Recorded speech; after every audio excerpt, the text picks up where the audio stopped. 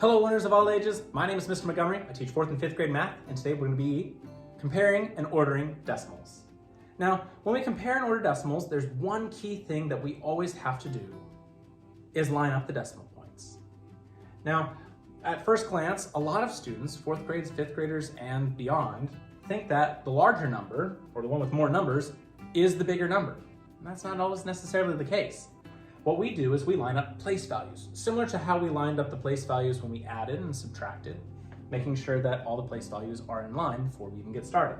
So I'm going to put 4 and 203 thousandths, 4 and 23 thousandths, and 4 and 8 tenths. Now, do you see how both my decimal places are in line?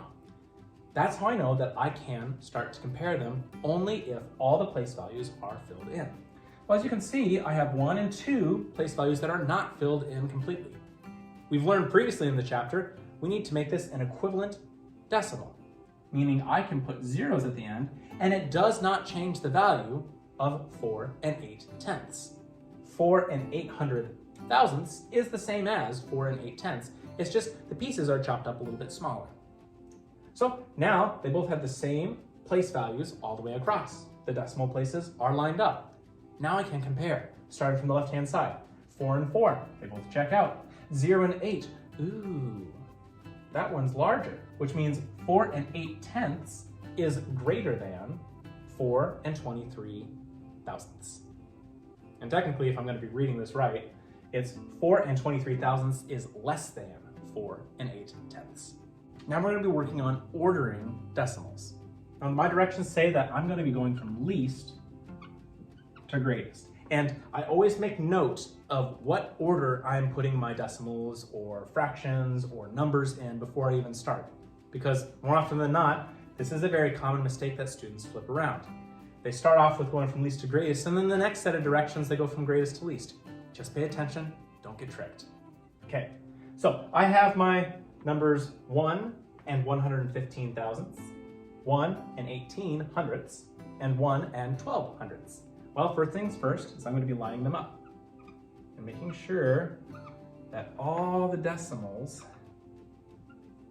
are in the right spot. And if you're having problems, line up all the decimals first and figure out how many whole numbers are in front.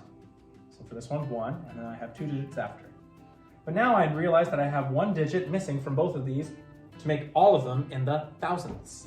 So I can add a 0 at the end. Does not change the value of any of them. And now I can start to compare. Starting from the left side, going to the right. 1, 1, and 1 on the left-hand side, they're all the same. 1, 1, 1, they're all the same again. 1, 8, 2. Okay, so I'm going from least to greatest. I need the smallest one first, out of 1, 8, and 2.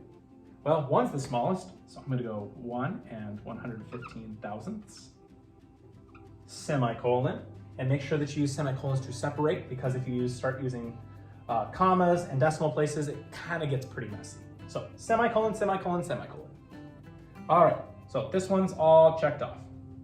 Now, the second smallest one is 2, so I'll have 1 and 12 hundredths. I want to use the same numbers that I started off with in my problem. That means, last but certainly not least, I have 1 and 18 hundredths as my largest number. All right, my 5th grade friends, if we take a look at page 21, you will see that we'll be doing practice problems 6, 8, and 11. For number 6, it says, use less than, greater than, or equal to compare. The directions for number 8 say, is the comparison true? Select yes or no. And for number 11, the directions say, order the numbers from least to greatest. If you have any questions when you compare and order decimals, please let me know when you come to class.